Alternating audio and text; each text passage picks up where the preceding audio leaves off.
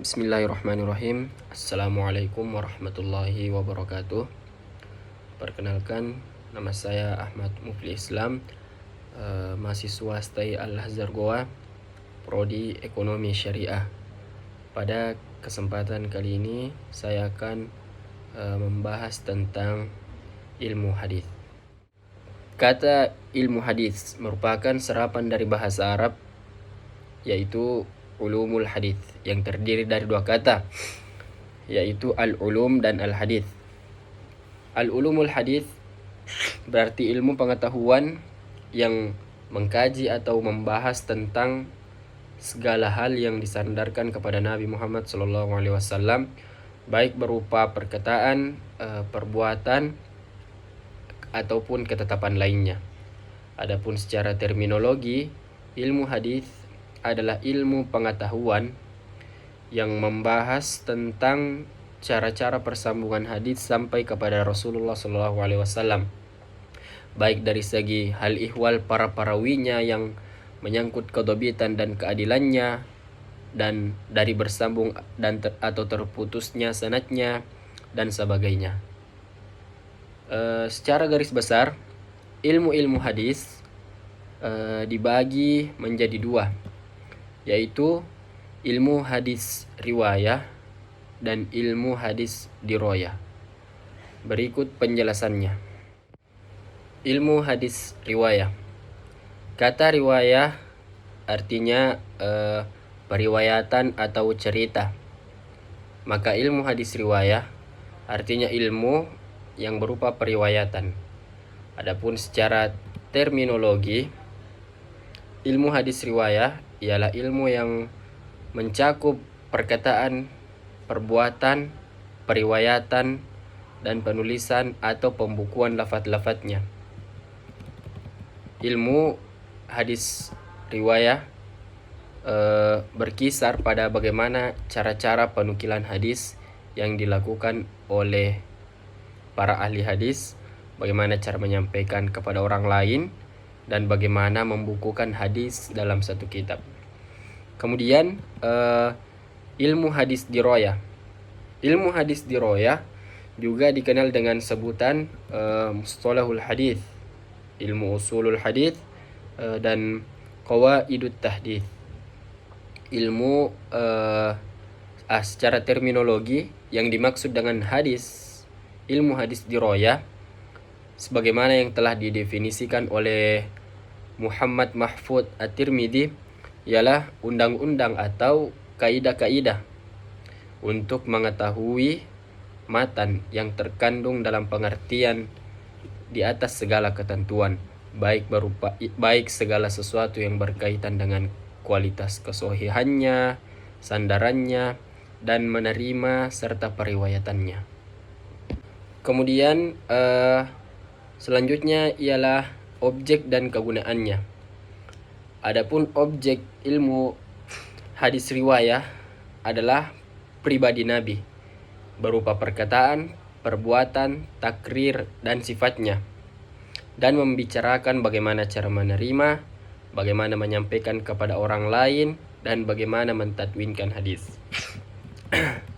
Adapun kegunaan dari mempelajari ilmu hadis ini ialah untuk menghindari adanya penukilan yang salah dari yang telah beredar pada umat Islam,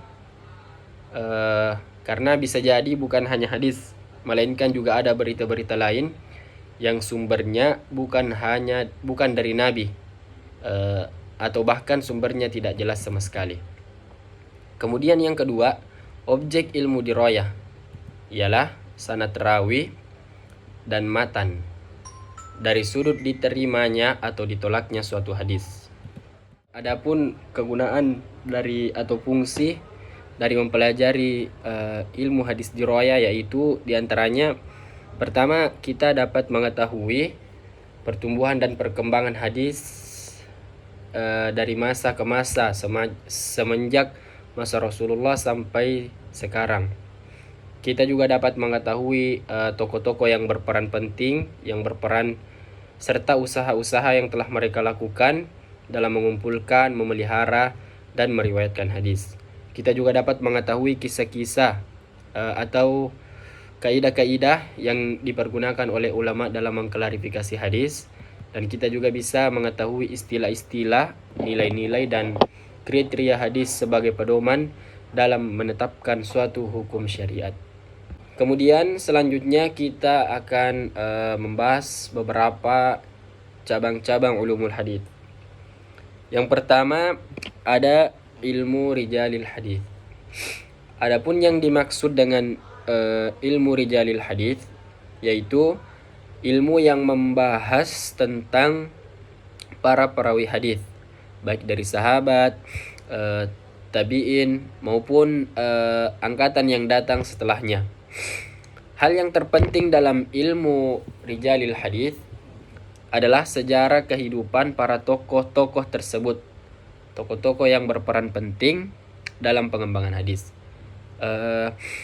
Baik itu meliputi masa kelahiran mereka, wafatnya mereka, negeri asal mereka, negeri mana saja mereka pergi mengembara dan dalam jangka berapa lama, ataupun kepada siapa saja mereka memperoleh hadis, dan kepada siapa saja mereka akan menyampaikan hadis.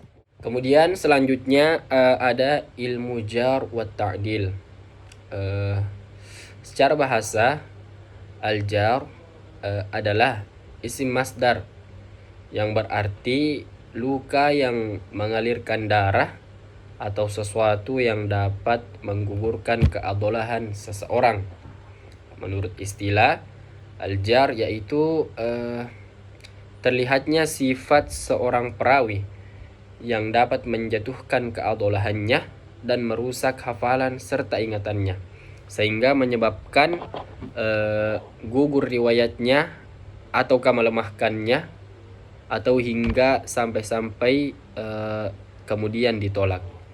Selanjutnya ada ilmu illal hadis. Ilal adalah jamak dari illah, artinya penyakit. Illah menurut istilah ahli hadis adalah suatu sebab yang tersembunyi yang dapat mengurangi status kesohihan hadis, padahal zohirnya tidak nampak pada cacat. Ilmu illal hadis yaitu ilmu yang membahas tentang sebab-sebab tersembunyinya, baik dari segi keberadaannya yang menjadikan hadis itu cacat, atau menyambung hadis yang terputus sanadnya, atau menyandarkan kepada Nabi yang tidak sampai kepada Nabi, ataupun bahkan terhenti oleh sahabat.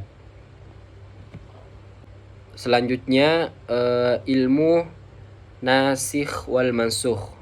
Ilmu nasikh wal mansukh yaitu ilmu yang membahas tentang hadis-hadis yang bertentangan dan tidak mungkin diambil jalan tengahnya. Hukum hadis yang satu menghapus hukum hadis yang lain. Yang datang dahulu disebut mansukh, dan yang muncul belakangan dinamakan nasikh. Nasikh inilah yang akan berlaku untuk selanjutnya. Kemudian yang kelima ada ilmu asbabul wurudul hadis. Ilmu asbabul wurudul hadis ialah ilmu yang menerangkan sebab-sebab Nabi yang menurunkan sabdanya dan masa-masanya Nabi menurunkan itu. Kemudian yang keenam, ilmu talfiqil hadis ialah ilmu yang membahas tentang hadis-hadis yang tampaknya saling bertentangan, lalu menghilangkan pertentangan itu atau mengkompromikannya, di samping membahas hadis-hadis yang sulit dipahami atau dimengerti, kemudian menghilangkan kesulitan tersebut serta menjelaskan hakikatnya. Dan yang terakhir yaitu ilmu mustalahul hadis. Ilmu mustalahul hadis adalah ilmu tentang dasar dan kaidah yang dengannya kita dapat mengetahui keadaan sanad dan matan suatu hadis, baik dari segi diterimanya dan ditolaknya. Adapun manfaat dari ilmu ini adalah agar kita bisa membedakan mana hadis yang sahih dan mana hadis yang tidak sahih. Mungkin itulah apa yang sempat kami sampaikan pada kesempatan yang berbahagia ini, yaitu membahas sedikit tentang ilmu hadis. Kurang dan lebihnya mohon dimaafkan. Wassalamualaikum warahmatullahi wabarakatuh.